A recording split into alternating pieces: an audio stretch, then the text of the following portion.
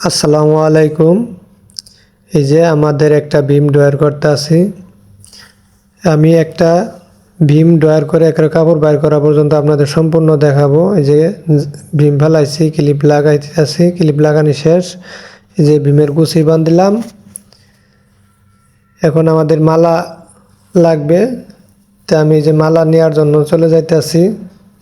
তো মালাটা অন্য এক জায়গা থেকে কাটতে হয়, আমাদের ঘরে পাঞ্চিং মেশিন নাই। তো মালাটা কাইটে নিয়ে আসবো এখন। তাই মালা কাইটে নেওয়ার জন্য রওনা দিলাম। এই যে মালা কাইটে নিয়ে পড়লাম।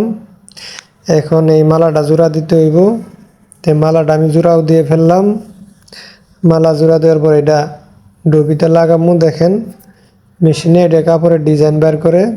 তো যে আমি মালাটা লাগাই ফেলাইছি। এখন দেখতেছি ডবিতে একটু সমস্যা আছে। তো সমস্যাটা সলভ করার জন্য আমি দেখতেছি। তো দেখলাম যে সমস্যাটা ধরা পড়ছে। তো আমি এটা ঠিকও করে দিলাম। দেখেন এখন আমি মেশিনটা বাড়ি দেবো। যে একটা দুইটা তিনটা বাড়ি দেওয়ার পরে আমি ডাইরেক্ট সুইচ দিলাম। দেখেন এই যে মেশিনটা চলতেছে, কাপড় বাইরে হইতেছে। তো এরকম ধরনের কাজের ভিডিও পেতে আমাদের পেজটি ফলো দিয়ে সাথেই থাকুন। ধন্যবাদ সবাইকে।